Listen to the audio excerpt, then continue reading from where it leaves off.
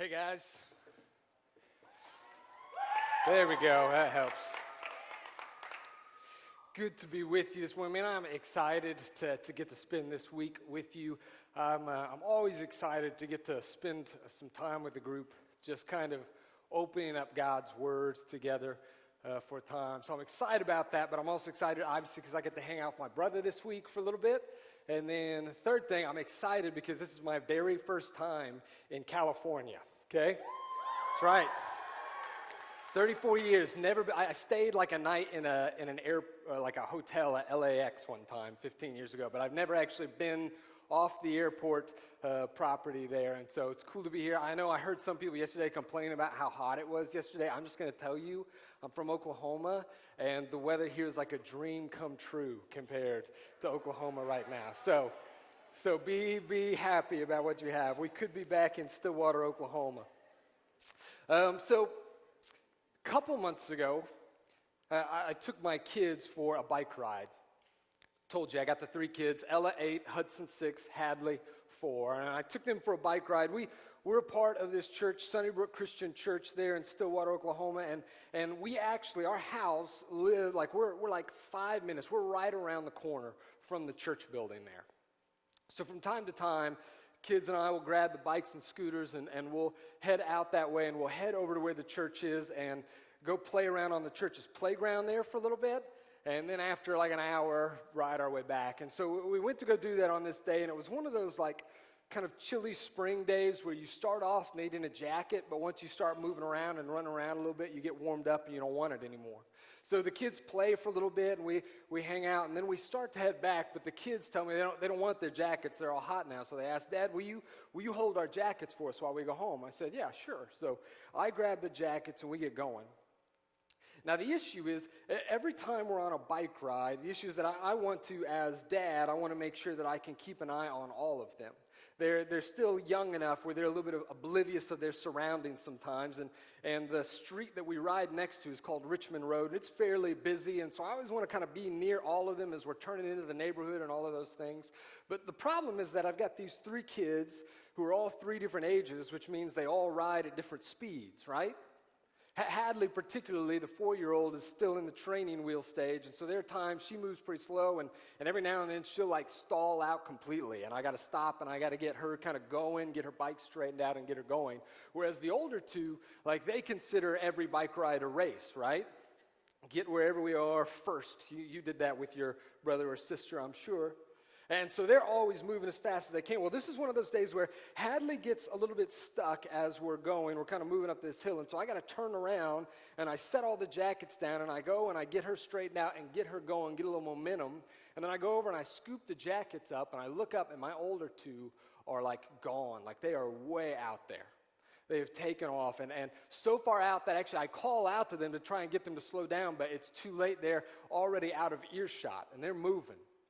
So I realized, man, I got some ground I got to make up right now. I got to get to them. Now, what I haven't told you yet is I don't actually own a bicycle.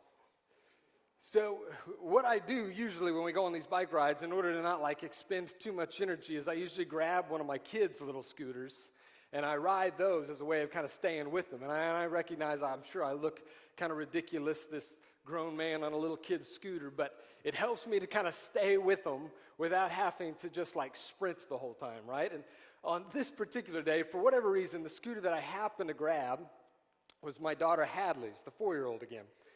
And Hadley has this purple and white and pink scooter with twinkling lights that sparkle when you ride on it, right? So I'm looking a little extra ridiculous today to all the cars that are driving by on Richmond, and it's about to get a little bit worse.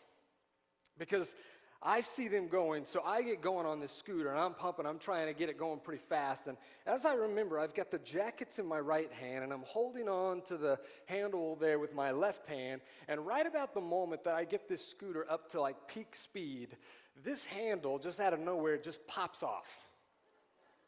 So now it's like 1 foot on a twinkling scooter, right, across the concrete, and I'd love to tell you that out of like my amazing athleticism that I was able to at least ride it out for a few seconds and then tumble gently into the grass, but it was nothing like that at all. Like the second that thing popped off, I went flying Jackets went everywhere like confetti, and I go into this sideways Superman dive out across the pavement.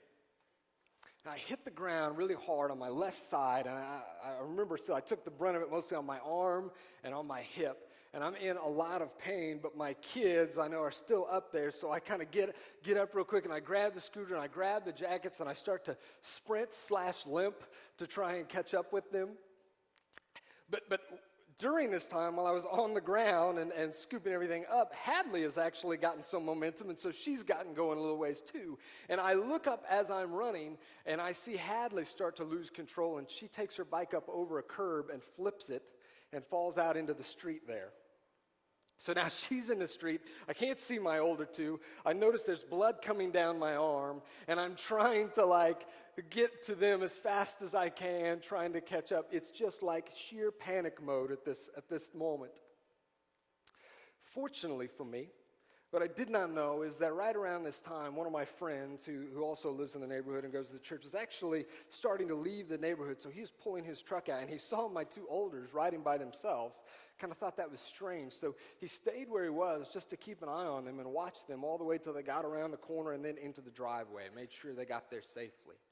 And then he looked up and he saw my daughter, Hadley, kind of bite it there on the ground. So he pulled up and he got up to her right at the time that I got to her. And so we were able to kind of scoop up her bike and the scooter and throw it in the truck. And he gave us a ride the 200 yards back to our house.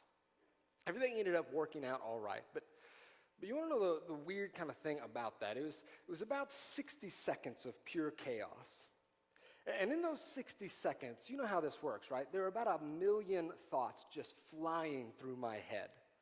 I'm thinking about how bad my arm hurts right now, and I'm thinking about my two older kids and hoping that they're okay, and I'm thinking about Hadley who's fallen over, and I'm thinking about trying to make sure I don't get any blood on the clothes as I'm running. But out of all those thoughts going through my head, do you want to know the very first thought that went through my mind?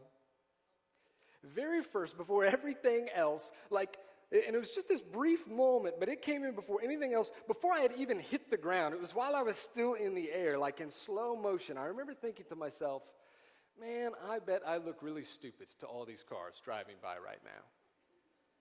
Like this 34-year-old man on a twinkling pink light-up scooter, biting it out on the pavement, jackets all over the place. I bet I look so stupid. And I thought about that later, how weird that was. That in the middle of all these crazy things taking place, the very first thing to go through my mind is, what do people think of me right now? Confession. I know, we just met each other, but I feel safe with you. I feel like I can open up a little bit. I am a bit of a people pleaser by nature. And so I tend to, and I don't like this necessarily, but I tend to think that way more often than I care to admit. It comes naturally to me to wonder what people think, or to want to please them, or want to make them happy, or want them to like me. And I don't like that in me, but it's something that the Lord is still working on me. It's just kind of natural to who I am. We're talking this week about what it looks like to follow Jesus, specifically through the lens of Peter, through Peter's eyes. And Peter's a really interesting guy. And there's a lot of different things that you could say about Peter. He's got a really big personality, which sometimes means some big personality flaws. But I'll give Peter this one thing that I really do admire about him. Peter doesn't care what people think. Actually, I should rephrase that. Peter doesn't think about what people think. That's the better way to say it. Peter's the kind of guy that if something pops into his head, it's just going to come out of his mouth, right? You know people like that? Some of you are people like that. Some of you are friends with people like that, and you've been in countless awkward situations because of your friends' big mouths, right? You know those kind of people. Peter is that kind of guy. When it pops into his head, it's going to come out of his mouth. Or if he just thinks about doing something for a brief second, he just does it. And sometimes that's a good thing, sometimes that's a bad thing. That leads to some amazing moments for Peter where he stands out above the crowd doing the right thing, and everybody looks on and goes, wow. It also leads to some really embarrassing failures for Peter. And there are some times when it leads to both within a span of about a minute. That's what happens in our story today. We're in Matthew 14 today. Fast forwarding quite a ways from our story at the beginning that you heard last night of the calling of the disciples, Peter and James and John and all of those. This is maybe, I don't know, a year and a half in. The disciples have been following Jesus for some time now. They've been with him, and they've been watching him and going with him and working with him. But the truth is they still haven't quite figured this guy out yet. Now listen, they know he's special. They know that there's something pretty incredible about him. Listen, they've heard the things that he said. They've watched him do things. They've seen the incredible miracles. In fact, right before our story today, Jesus just fed 5,000 people with 5 loaves of bread and 2 fish. So they know that there is something unique and special about this guy, but they can't quite put their finger on who he is or what he's really about. After the feeding of the 5,000, Jesus sends his disciples out. Here's what it says in Matthew 14, verse 22.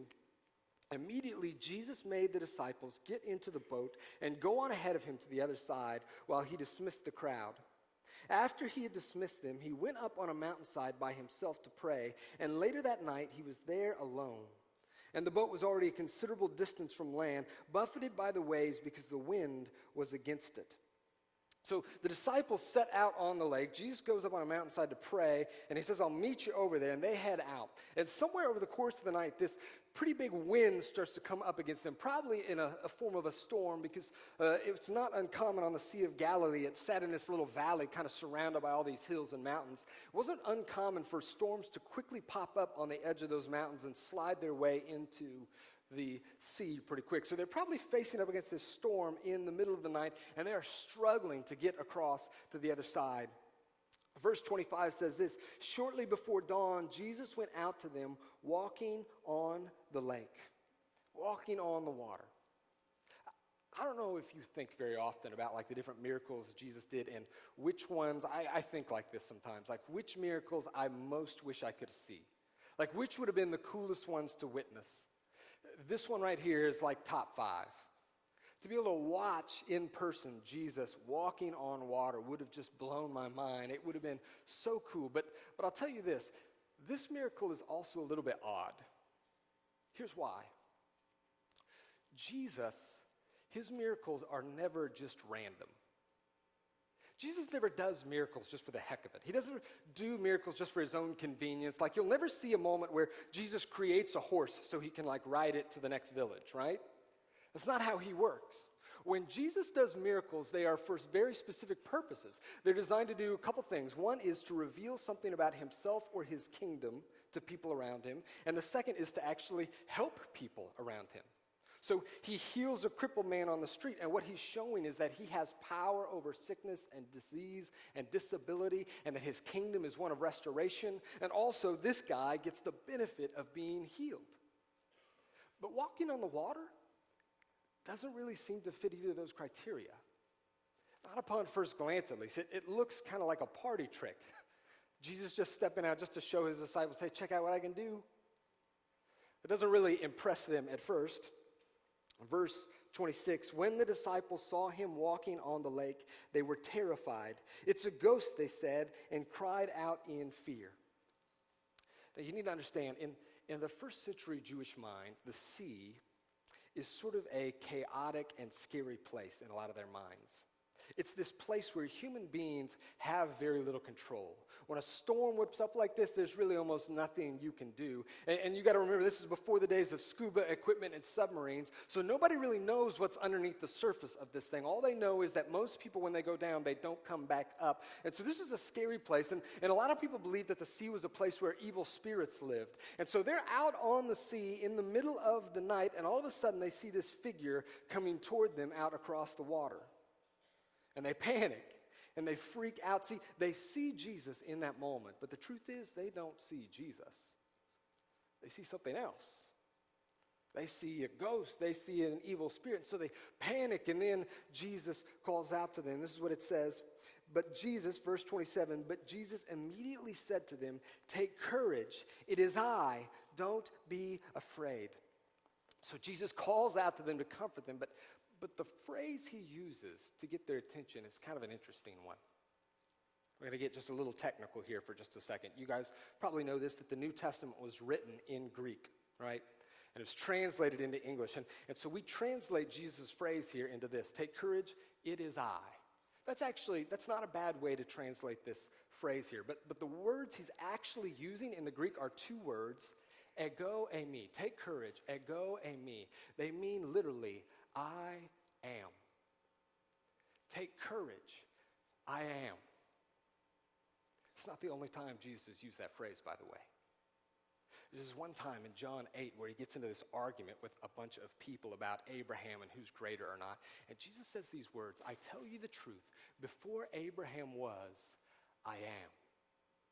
And everybody there, when he says this, starts to pick up rocks to stone him for blasphemy because they know what he's doing in that moment. I am is the name that God gave himself in the Old Testament. When he sends Moses to Pharaoh to set the Israelites free, he says, you tell them that I am sent you, the existing one, the one who is, the one who was, the one who will always be. I am. And here Jesus is standing in front of this crowd and he says, I am. They know what he's doing. He is saying that he is that same God that sent Moses. That he's God, and that's blasphemy, and so they're ready to stone him for that. Take us back to Matthew 14. Here Jesus is on the water, and he cries out these same words to them. I think he's trying to reveal something to them. But I am is not the only clue he gives. Actually, that whole walking on the water thing is another hint. There's this passage in Job 9:8 that says this, God alone stretches out the heavens and tramples the waves of the sea. So here Jesus is in the middle of the night, trampling the waves of the sea, calling out to his disciples, take courage, I am. This is no party trick. Jesus is revealing his identity to them. He's revealing truths about who he really is. And you want to know what's kind of crazy about this? Is now they see him. Now they know it's Jesus, but the truth is they still don't really see him. They're so distracted by what's going on, they don't even seem to catch fully everything that's going on in that moment. And then Peter, that's where he comes in and gets this crazy idea. And I don't know where this idea comes from or what Peter hopes to accomplish in doing this. I'm sure the disciples ask him about this later and laugh about with him. I'm sure that his answer is, I don't know why I did it, but here's what he says. Verse 28, Lord, if it's you, Peter replied, tell me to come to you on the water. Come, he said. Then Peter got down out of the boat, walked on the water, and came toward Jesus. Now, this idea is crazy and out of nowhere, but it ends up being really, really cool. Peter actually steps out of the boat and he begins to walk towards Jesus. He is, to this day, aside from Jesus himself, the only human being who can say he ever walked on water, for a couple seconds at least. And then that whole moment of triumph starts to turn into a moment of failure. Verse 30, but when he saw the wind, he was afraid, and beginning to sink, cried out, Lord, save me. Notice when it is that Peter starts to go down. It says, when he saw the wind. When he takes his eyes off of Jesus and looks at everything else going around him. And the truth is, what's happening physically to Peter in this moment is a really great illustration for what's happening in his heart and the rest of the disciples. That they are so distracted by everything around them that they're missing something significant about Jesus right in front of their eyes. It's causing them to fall short. It says this, immediately Jesus reached out his hand and caught him. You of little faith, he said, why did you doubt? And when they climbed into the boat, the wind died down. Like that, it stops. Now, Jesus reaches out and says, why did you doubt? Don't get confused about that. He's not telling Peter, why did you doubt yourself? He's saying, no, why did you doubt me? Who I am and what I'm capable of. And then they climb into the boat, and clue number three comes up because the wind dies down immediately. Here's another scripture. It's out of Psalms.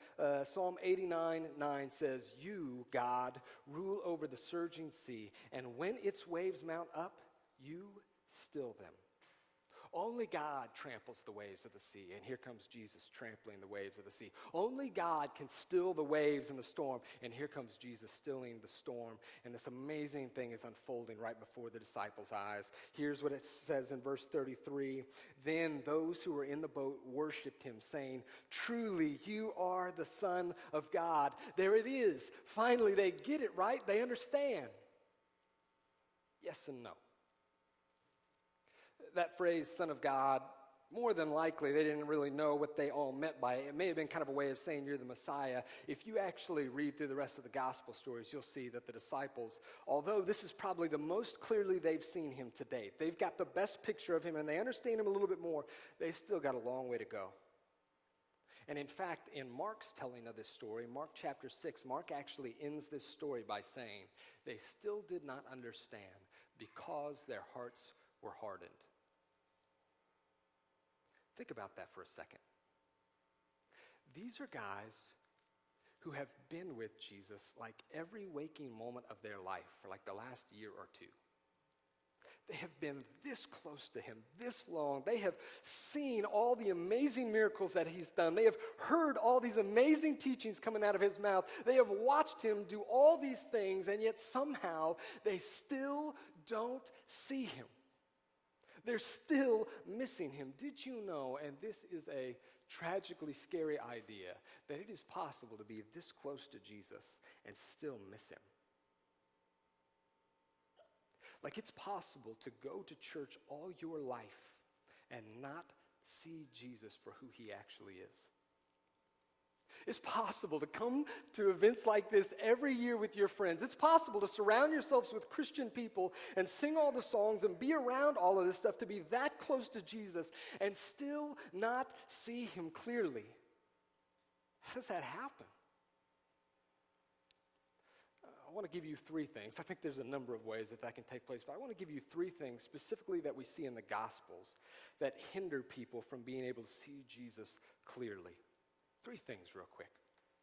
The first is this: a fear of losing control or power.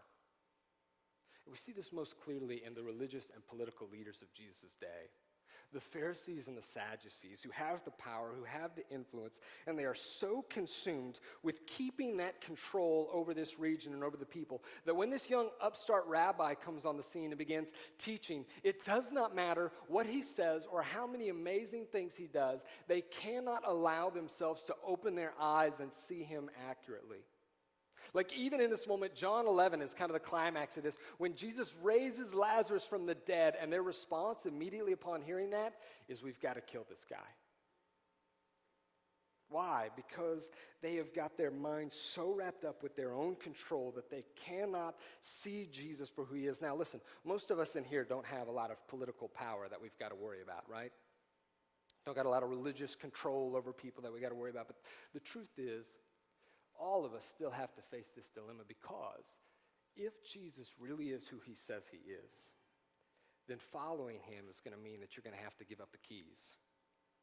Following him means you're going to have to hand over control, that you don't get to call the shots over your own life. And I have seen more than one person in my life refuse to see Jesus clearly because they know that if he really is who he says he is, then that means I'm going to have to give up control, and I just can't do it. Second thing that keeps people from seeing Jesus is presuppositions about who he is. So this is the crowds in Jesus' day and the disciples, actually. And we'll get into this a little bit more later this week, but the Jews at this day and age, they had their own idea of what a Messiah was supposed to be. The Messiah to them was supposed to be a political military ruler. Like he was going to raise up an army and conquer all the Gentiles and set up this incredible kingdom in Israel. And that's what they thought the Messiah was. So when Jesus shows up and he's not doing any of those things, so many of them cannot see him accurately. They've got this little box that they're trying to shove Jesus into, and it keeps them from seeing him. Like if you've got your own ideas of what Jesus is or is not, and you'll never let the scriptures challenge you on that. Like if in your mind, Jesus would never ever judge anyone for their sin. No, he's only kind all the time. If in your mind, Jesus cares most most foremost about America and its agenda and its people, if in your mind, Jesus is all about like your political persuasion, and everyone else who doesn't believe the same things politically as you is dumb and evil and Jesus would be against them, like if that's the kind of picture you have of Jesus, I'm telling you, when the real Jesus stands out in front of you, you're going to miss him. The third thing that keeps people from seeing Jesus clearly is described in this parable of the sower, where this guy goes out and throws seeds on the different soil around there. And one of the main ones he talks about is this soil. It represents people's hearts. This soil where the seed hits them, the word hits them, and they grow up and they begin to believe the things about Jesus, and they get excited about the kingdom. And then Jesus says that the worries of this life, the deceitfulness of wealth, and the desire for other things choke it out. I'll tell you this, that if you are obsessed with, if you are consumed with getting lots of money, with being really successful, with gaining lots of popularity and being well liked, even honestly things that might not be sins, but just rough things that are taking place in your life, it can be so easy to fix your eyes on those and then to not see Jesus. Do any of those three things describe you this week? And if so, are you willing to lay those things down for the chance to see him clearly? I believe this, that this week, Jesus wants to reveal himself to you. No matter where you are in this journey of following Jesus, whether you've been following him all your life or whether you have no idea, you're not even sure what you think, I believe Jesus wants to show you more of himself this week, wants to give you a clearer picture of himself, wants to let you know him and be changed by him. And let me tell you, you were made for that. And that is the most amazing thing that could ever happen to you. So I leave you with this challenge this morning. Whatever it takes this week, do not miss him. Let me pray for that, and then we'll be done.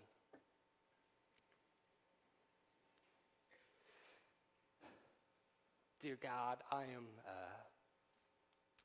am convinced of this, that all the talk and all the preaching and all the teaching and all the worship in the world, unless your Holy Spirit comes and enables us and opens our eyes, gives us sensitive hearts, that we won't be able to see what we're supposed to see. So I pray for these students, and I pray for these adults, and I pray for myself that your Holy Spirit would give us eyes to see Jesus as he is, and that as we see him, that would change us, that would make us more like him, that would cause us to love you and him more. I ask you that in the name of Jesus. Amen.